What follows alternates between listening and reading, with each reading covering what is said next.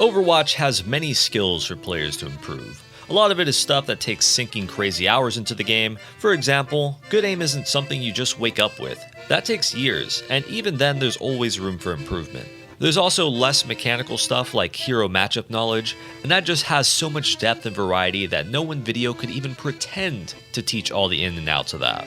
However, there is a skill that can be taught fast and give ranked improvement right away. That number one skill is the topic of this video, positioning. If you don't know who I am, my name is Yeatle. I played the game for 10 years, got in rank 1 multiple times, I'm currently champion on all roles, and this isn't my first or even 10th educational video. So yeah, I've got a bit of Overwatch experience, and I believe that my unique perspective can make this the last positioning guide you'll ever need. But before that, I want to tell you guys about this game I've been playing. It's a turn-based strategy game, and I recently got this cool wizard dude named Grand Oak Podridge, and he's been absolutely carrying the squad through the campaign. He pumps out crazy heals and chunky damage, pun intended. If you want to know how to get him for free, stick around and I'll set you up not just with Mr. Grand Oak, but also 2 other legendary champions and an epic for free. This probably isn't your first time hearing about Raid Shadow Legends, and that's because this game is always getting updates and new content. There's an event Web of Corruption happening in game right now that you shouldn't miss, as you can claim the brand new legendary champion Vallaryn the Equalizer for free just by using my link to download the game and logging in for 7 days during the Vallaryn chase. Just make sure to start the event by July 31st. Moreover, as part of the Web of Corruption event, take on Ray of the Morn in a limited time event dungeon to earn pinpoint gear and other valuable rewards. And that's not all either. By clicking the link in the description or scanning the QR code on screen, new players will immediately get the legendary champion Elenaril. Getting level 15 unlocks the epic champion Ultimate Galek. You can use one of the corresponding promo codes to get one of any 6 champions on screen, and lastly, for both new players and old, be sure to redeem the code PP500 for even more goodies. Raid Shadow Legends is available on mobile and PC, which is what I got it for, and it took less than a minute to get right into the action, so definitely give it a try. Use that code to get a head start, and if you do, you'll be directly supporting my content, so thank you, and thank you Raid Shadow Legends for sponsoring this video. And now, back to the guide. The most important universal rule for positioning is to use cover. These are walls and objects that in most cases cannot be shot through. The benefit of cover is that a player can be losing an interaction and just hide, leave, get healed, or re-peek unexpectedly. A player with no cover does not have as many options. They need to hope for a choke, clutch, or accept death. It's worth noting that not all cover is created equally. This wall could be covered for some time, but once a player walks past it, now they are the ones with cover and the other is not. This is why most players will instead play this statue, because on the walk up, enemies have no cover, and once they make it to statue, it can always be rotated around for cover. The last point on cover is high ground. Experienced players know that high ground is important, but few understand why. The person up top has the option to leave, whereas the person below might not. It's also harder for the person below to take this cover because they have to make the long walk to get up there, or if they're playing a hero with mobility, they have to spend that resource to close the gap. I promise this video is about a lot more than cover, but I want to take another minute to actually show what good cover usage looks like in game. This is a champion lobby. It's a 3v5, my tank disconnected, and my Sojourn dies. I all in this Freya, and as I do, I recognize I'm being shot from the slope back right of me, and I reposition accordingly. I peek the objective and recognize there's 2 players ready to shoot me, so I immediately go to cover. From the safety of high ground, I catch the enemy Xion, who is unaware of me and has no cover. I peek the other side and simply back up when I feel like I may take too much damage. I get pushed by Mauga, so I'm forced to commit. I'm using the push bot as cover while my cooldowns come back. I avoid damage by using statue cover, then I take the health pack and surprise the enemy Lifeweaver. My Sojourn cleans up the carry, Freya's back, and I play the cover of this wall to avoid her while reloading. Finish her, I go for the chase on the Mauga, get that kill, and eventually die. At several points throughout this one fight, had I not been mindful of cover, I would have died or taken more damage than necessary. So I hope that helped drive the point. Always think about cover. Congratulations, you've now made it past the tutorial. I will now explain how to position as a tank. Even if you don't play the role that I talk about, I highly recommend watching everything because knowing how all the roles position will help you predict and outplay them. More importantly, we need to answer the age-old question, is my tank trolling? As a tank, you are the front line, the line leader, the wall, and ultimately the person who everyone is going to shoot first because once the wall is down, it's a lot easier to walk in. There's two concepts that tanks need to understand in order to correctly position. These are resources and choke points. Resources are things like cover, health, abilities, ultimates, and even the objective, because the team that has control over the objective has control over the surrounding cover, and they don't have to push past it. Simply put, resources are anything the player can use to give themselves an advantage. Choke points are basically areas on the map where most players will funnel through to make their way to the objective. It can be argued that the spawn doors are a choke point, but fights rarely happen at the spawn doors because one team has a massive resource advantage, which is the infinite heals and invulnerability of spawn. However, it can still be tactical to hold teams in spawn. Spawn camping can offer the element of surprise and lead to free kills.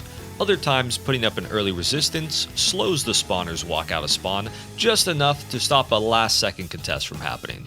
But the best reason to spawn camp is just because it's funny.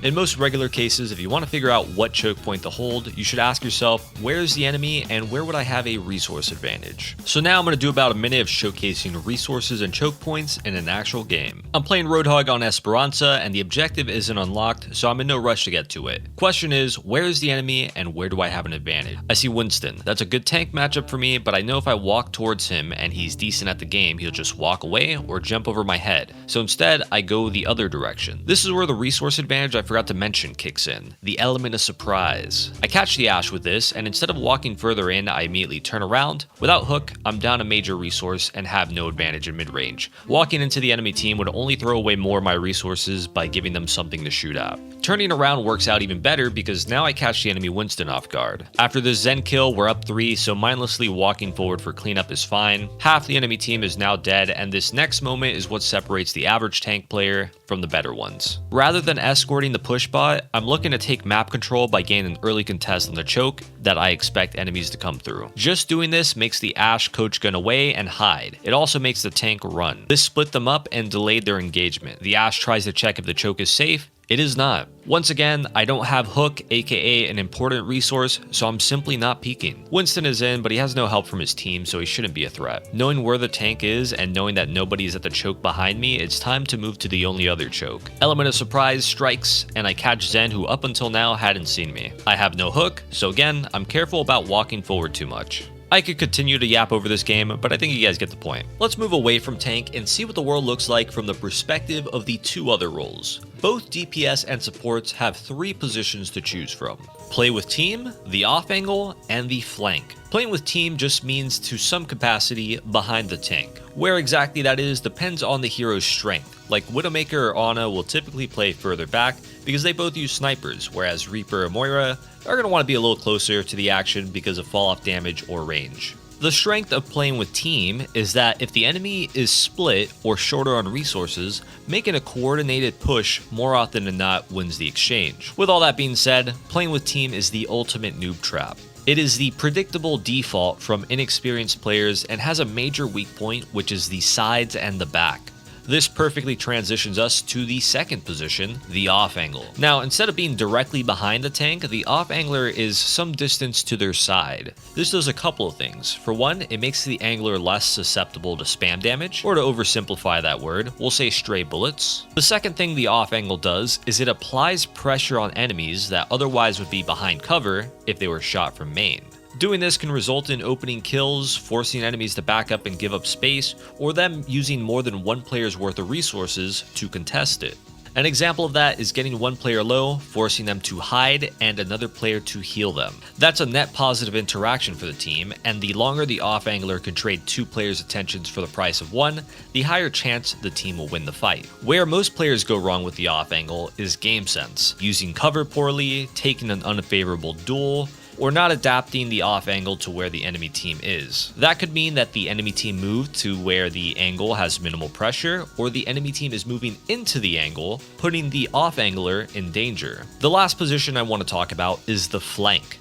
This is basically when you enter enemy territory from the sides. While there is a flanker hero category, it's not exclusive to them. Pretty much any hero can flank with the right circumstances. For example, Zen is very slow and one of the more team-reliant supports, so on paper, he's not a great flanker, but if he flies under the radar, the hero can be as deadly, if not more, than most flankers. Where people usually go wrong with the flank is that they have bad timing. either going in so early that the distraction doesn't matter, or taking so long to set up that their team is already losing the fight. The second common mistake is not having an escape plan. They get a good engagement, but die within seconds because they didn't think that far ahead. The last big one is not knowing how to play around counters. That can make for a whole video of its own, but the gist of it is, avoid them or outplay the cooldown that wins the matchup. Now that I've explained the 3 positions, the question is when to do which. I'm going to try to explain that with the repositioning king, soldier. Going for an off angle or flank is kind of useless when I don't know where the enemy team is, so I start by playing main. My hog gets a hook on the enemy Onron, and then another on the enemy Doomfist. My damage helps secure this kill, and eventually the next kill on this soldier. With this, the enemy team needs to regroup or they'll get staggered. Like I said in the earlier tank narration, bad players sit on point, good players position to win the next fight, and that's exactly what I do here. I take high ground and tag enemies comfortably. I hear the enemy Zen shooting behind, so I turn and easily get a kill that otherwise would have been complicated had I been on low ground. I zone Mizuki out from peeking, I then stop the enemy soldier from peeking, I kill the Mizuki, and eventually Onron starts challenging. Normally when a flanker closes in the distance like this and gets first shots off, I'll just commit to giving up the off angle, but recognizing that I have a mercy healing, I re-challenge the Onron. I don't get the kill here, but I force her out. My hog gets a kill on the enemy tank, so again, I'm pushing up for more. Enemy soldiers snuck up on me, then visors, so I match it and kill him. I push up even more to see if I can get something else with visor, but I don't get too greedy. I instead back up behind my tank. Even then, I'm not getting comfortable and just sitting behind him. No, I'm going to a really strong off angle, which is behind this car. Positioning this spot scares the enemy tank from contesting the checkpoint. I hold this for a bit, but I have 1 foot out the door as the hazard is getting closer to me. My team is backing up for the flanking soldier, and so do I. Team killed him, so now we're going back to fight point. The enemy team is down a lot and breaking line of sight for me main, so now it's time to hit the flank. I'll get faster damage off and potentially a kill. Unfortunately, my Xion insta dies, and hazard is kinda close, so you'll just have to imagine that this was a really successful flank. We're all backing up because it's a 4v5, meaning we're technically down resources. I see my Xion is about to be back, so I go to play high ground, but once again, I see hazard in range, so I know the high ground is not worth dying for. With where my tank is positioned, I know the next choke point fight should be around the checkpoint reset, so I position near that. I wanted to go for a flank, but my Xion went for it, so no point in double flanking here. For some reason, my Roadhog is deciding we're going to take the fight at our checkpoint, so suddenly me, Mercy, and Xion are positioned suboptimally. This is what it looks like to get trolled by your tank. No matter how good you are at Overwatch, your use of things like cover, resources, choke points, and adaptive positioning can always be improved. If you want to see results immediately, my homework to you is to write all these words down, play a game or two, and every time you die, put a point for what you died to. Whatever has the most marks is what you need to focus on. And with that, you've completed the positioning guide. I hope you guys enjoyed this video, and if you did, turn that bell icon on, hit the like, subscribe, and comment if you found something helpful, or suggest what you'd like to see in the next video. As always, thank you for watching, and good luck on the grind.